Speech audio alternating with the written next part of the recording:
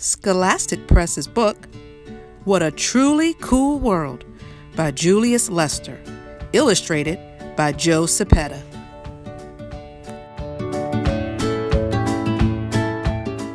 Julius Lester's What a Truly Cool World, illustrated by Joe Cepeda and published by Scholastic Press.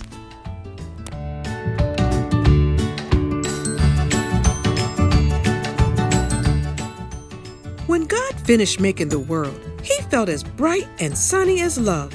He had never made a world before, and if he said so himself, and he did, he thought he had done a very good job. God looked at the round ball of green and blue and brown suspended in the darkness of space. The green was the trees, the blue was water, and the brown was land. People were down there too.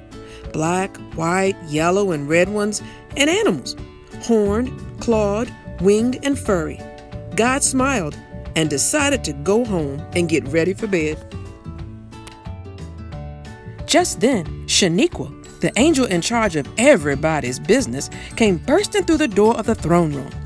"God, what you call that down there?" she wanted to know, pointing out the window. "That's the earth. It's pretty, ain't it?" Shaniqua looked at God like he was blind in one eye and deaf in the other. "Don't look like much to me. I don't want to hurt your feelings or nothing like that, but what you made looks kind of boring." God narrowed his eyes and stared at the world again. "You're right, Shaniqua," he admitted reluctantly. "I know I'm right. I'm always right."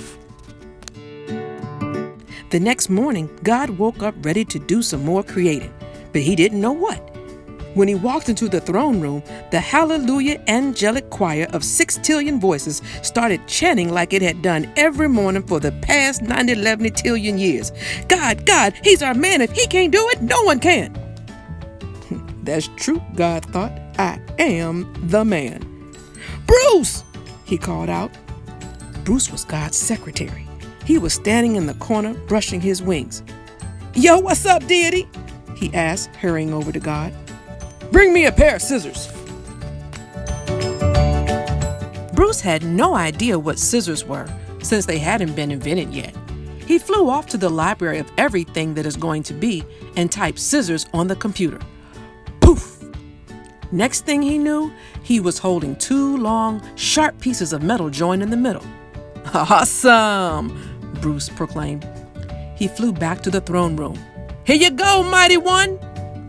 God leaned out the window, his arms stretching until they reached earth, and he began clipping the trees.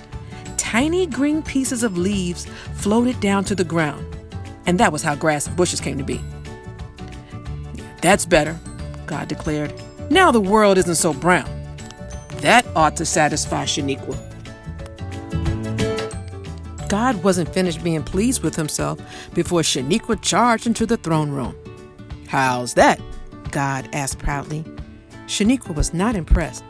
"Blue, green, brown? Is that the best you can come up with?" God sighed and looked at the world again. Shaniqua was right. Everything still looked drab. What was he going to do? The next morning, God woke up with an idea, but he wasn't sure it would work. He skipped breakfast and headed toward the edge of heaven. "What's up, mighty maker?" Bruce asked, flying alongside God. "You'll see. Where's Shaniqua?" "Right behind you, God." The angels sensed something big was going to happen. By the time God arrived, they were sitting on the clouds waiting. They had brought picnic baskets and coolers filled with lemonade, and they were eager to see what God was going to do. God stepped to the edge, cleared his throat, and out came the most beautiful sound that angels had ever heard. "What's that?" Shaniqua wanted to know. Why, that's music!" Bruce exclaimed. He had been reading about it in the library of everything that is going to be. "That's music!" he repeated in wonder. God's singing was like a choir of 6 million voices. High voices, low voices, voices singing notes only dogs heard, and voices singing notes only the whales in the deepest part of the ocean heard. As the notes came out of God's mouth, they took shape and became circles and squares and spirals and trapezoids and rhombuses and triangles. The shaped notes floated through space and down to earth, and when they touched the ground, they turned into colors: reds and blues and purples and yellows and pinks. "What's all them colors?"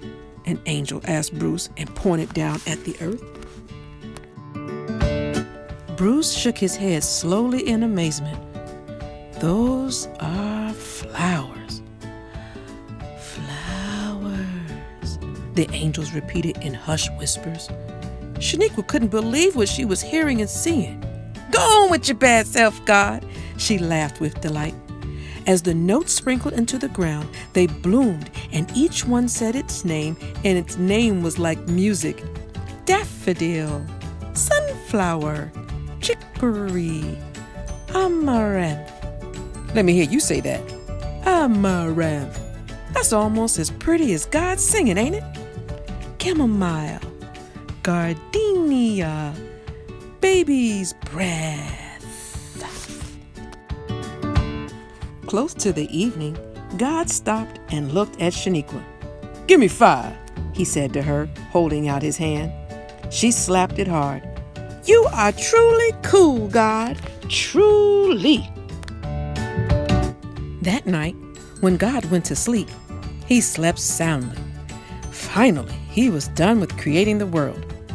The next morning, God didn't have one eye open before he heard whispering. "It's lonely down here." It was the flowers. "I know we were put here to make the world beautiful, but we're lonely." God couldn't believe his ears. Maybe creating a world had been a big mistake.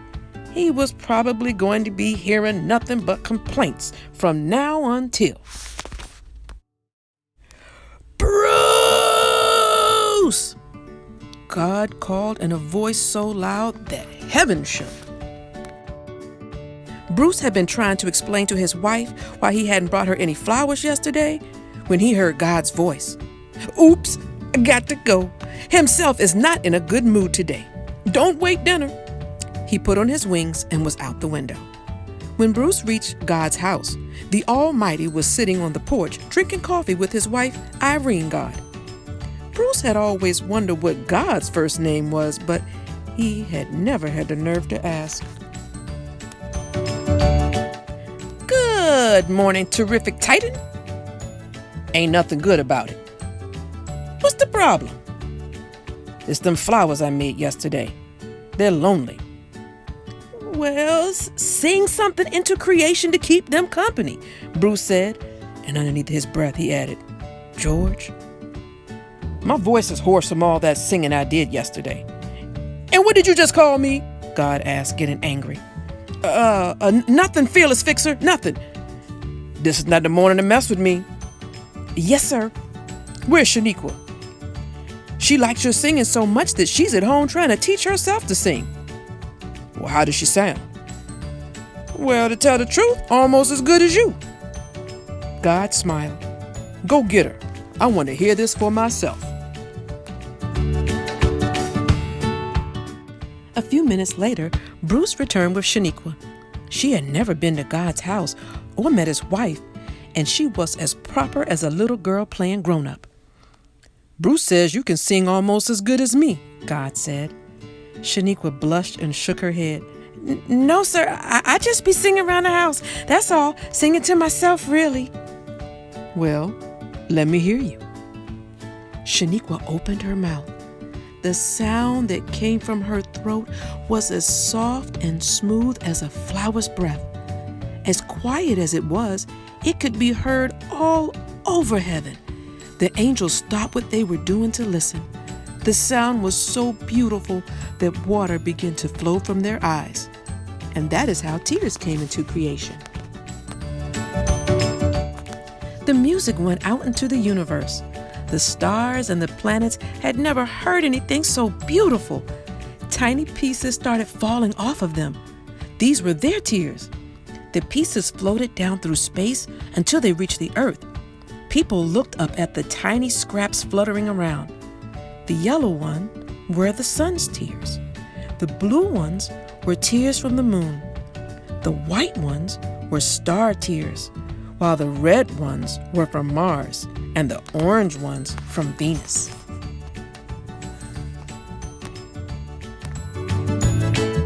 What are they? People wanted to know. Flutterbys, somebody called them. The air was filled with flashing colors as the flutterbys flew, here and there, visiting and kissing each other.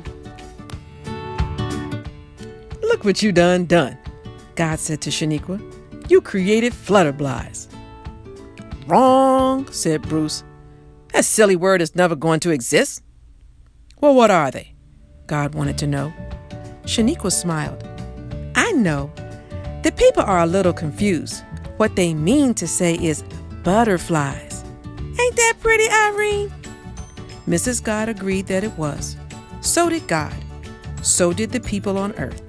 They held out their arms and the butterflies covered them and their entire bodies until each person was wearing a suit of butterflies. Give me 5, Shaniqua said to God. He shook his head. I couldn't have made the world without you, Shaniqua. And God gave her a big hug. What a truly cool world, God. Truly.